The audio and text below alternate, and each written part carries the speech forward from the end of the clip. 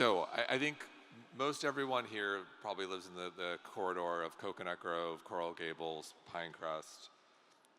At the highest level, if I live here, this is our home, what should I be concerned about with regards to how environmental factors may be impacting my well-being? So I think this is so interesting in the context of the other speakers as well, and what we can do, and actually I've learned a lot today, so thank you. What we can do to keep ourselves healthy for a long time. And everybody's probably heard we are what we eat.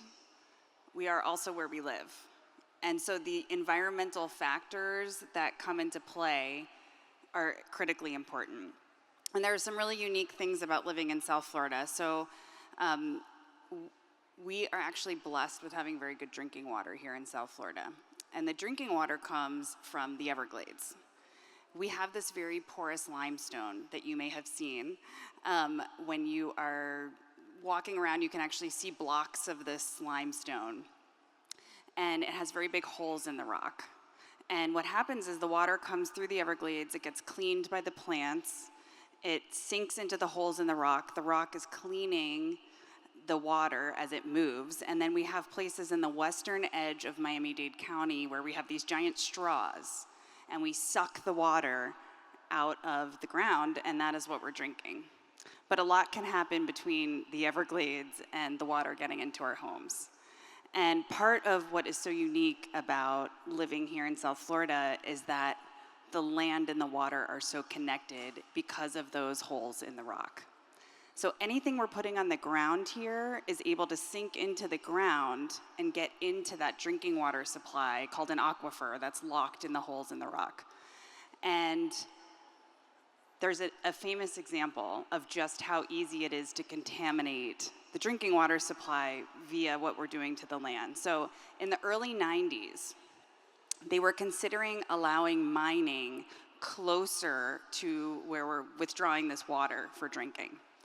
And they have what's called well field protection areas, where they have open land that you're not allowed to, have any industry on or develop on, to protect the drinking water supply. So they came in with this special red dye, and they put this dye where they wanted to allow mining to see if in a few days any of these special detectors could come in and detect whether or not any of the red dye had gotten into any of the drinking water supply. Well, in hours, people's laundry was turning pink in their washing machines. And that is how fast the contamination got from the ground into people's homes. So when we're thinking about protecting the drinking water supply here in South Florida, it's particularly important to be thinking about what we're doing with the land and protecting clean, open spaces. And that goes for where the drinking water supply is, but also our homes. So what we're putting in our yards, what we is happening around us, we're all very much connected. So I can start there. I can keep going with some of the forever chemicals. Yeah. Toxins, pesticides. It's not in the water, it's in the ground, but they are essentially one where we live.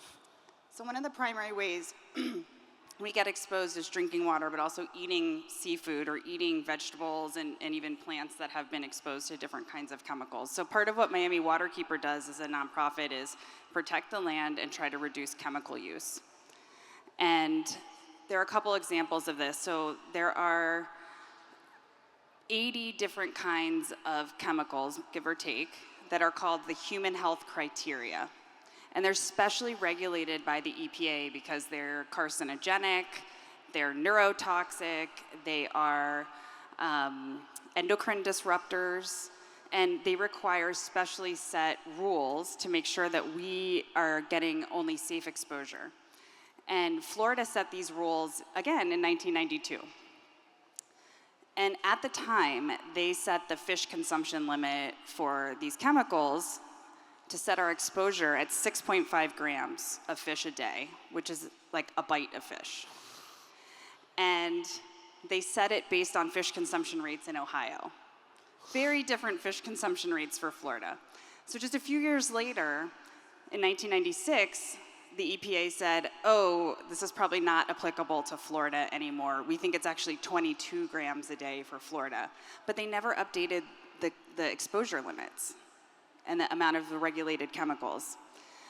So years go by, we start pushing in about 2016, a few years after I had started at Miami Waterkeeper, for the state to regulate these chemicals and update the limits.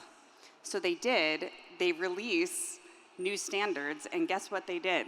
They increased the allowed limits. So we provided our own science and our own scientific data to show how they had estimated this incorrectly. They said, okay, you're right. We worked with people across the state and local governments, like the city of Miami, who actually brought a legal challenge trying to stop these rules. And they said, we'll update them. Never did. So finally, a few years ago, in 2022, the EPA said, we're going to do it for you, and we're going to regulate these chemicals because decades have gone by, and about 40 of them don't have any limit at all. So it never happened. And last year, we actually filed a lawsuit along with other partners around the state trying to force the EPA to set the limits to protect us all from these neurotoxic, cancer-causing, endocrine-disrupting chemicals. So some things that you can do are, water filters, of course, in your home. Look for ones that have reverse osmosis. Anything that takes out PFAS, PFAS, these forever chemicals that are in so many different kinds of products. Ones that say they do reverse osmosis, if they take out PFAS, they're probably taking out most of these other chemicals as well. But, ultimately, this really goes back to making our voices heard and making sure we have proper regulations that are protecting our limits and stopping unsafe exposure to these kinds of chemicals in our daily life, from carpets, couches, to toothpaste, to cooking pans, to drinking water, and ultimately seafood, because what's harmful for our bodies is also harmful for the environment. Hear you loud and clear on the water quality here, and there's a lot we can do individually and collectively as a group. One of those things is surfacing this and being aware when you go vote. Also, something I was not aware of until I moved here and we started talking, there are cancer clusters here. So we do have a cancer cluster actually right here in Coconut Grove. And I don't mean to be totally dark about all of these harmful things going on. But this is actually a legacy of, bad ideas from years ago. So we heard that doctors were recommending not to exercise, right? And years before that, they were saying, you should smoke, right? So this is something from, the 1930s to the 1970s. There was an incinerator in West Coconut Grove, and they would burn trash in this incinerator, and it created a lot of smoke and ash, and it was actually nicknamed Old Smoky because of the clouds of smoke that would come. Had severe impacts on the Bahamian community living in West Grove, such that there is a cancer cluster now, and the University of Miami's Law Clinic is actually engaging in litigation on behalf of the community that has been impacted. It's actually going to trial, or there's hearings this week. But a secondary outcome of that also was that in the 1950s, 60s, they actually took this incinerator ash and they were like, what do we do with it? Well, this would be great fill for our parks. So they actually spread this incinerator ash that's extremely toxic all over Miami-Dade County's parks. And Merry Christmas Park in the Grove, Blanche Park, and other parks were found in the mid 2010s to be actually with this contaminated soil. And it was actually local advocacy of residents like Ken Russell, who was a resident who lived next to Merry Christmas Park. He got involved in politics because he was so upset that his park was closed and hadn't been remediated. This sparked years-long efforts that the community got the city of Miami and Miami-Dade County to test all the parks in Miami-Dade County and to begin these major remediation projects to remove this incinerator ash and contamination from the county's park system. So many of them are back open today. We're better off for it. But it's just an example of how we're living with the legacy of these sort of bad decisions from years past that can still affect our health today. And not to, and the goal of having you here is not to freak everyone out. Yeah. It's to raise awareness and empower people to make decisions for their homes and then also take action. With that said, like, what do you recommend? You've got a captive audience here of people, what we can do as a community to move forward.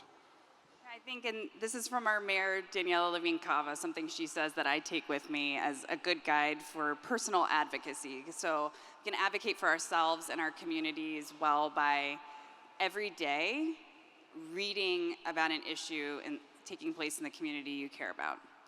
And maybe this is a new thing we learn to keep our brains sharp too. So every day read something. Once a week you can make a call or send an email to our local elected leaders. Not only should you know who they are, but they should know who you are. If every single person in this room did that, we would make a huge impact, because there are shockingly few people who show up to meetings, and we're right next to City Hall here, and there are not that many people who make calls. And so if we all said, we care about this, we care about contamination in our community, we care about chemicals in our water, that would really move the needle and change the priorities.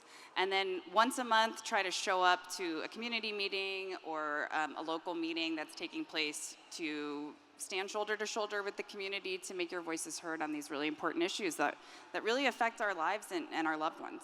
And where can people find Miami Waterkeeper on all social media channels and newsletter? And Absolutely. So we have also volunteer events every weekend if you want to come out. Many of them are in Coconut Grove. We actually sample the water every single week right here in Coconut Grove, actually multiple locations throughout Coconut Grove. We have a partnership now with the city of Miami that they actually fund us to sample the water, and we tell the public immediately when we get the results, you know the results. So you can look on our social media, we'll have a green dot or a red dot on whether or not it's safe to swim or go in the water in a given week. And we think people should be empowered with the data, with the information to know about your water, to advocate for it, to keep you and your family safe.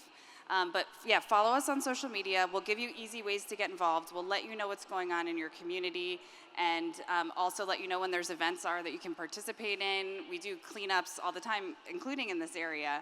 But almost every weekend we have kayak cleanups, beach cleanups, habitat restoration projects, and kids are welcome as well. well, thank you for all that you do. Thank you, Rachel.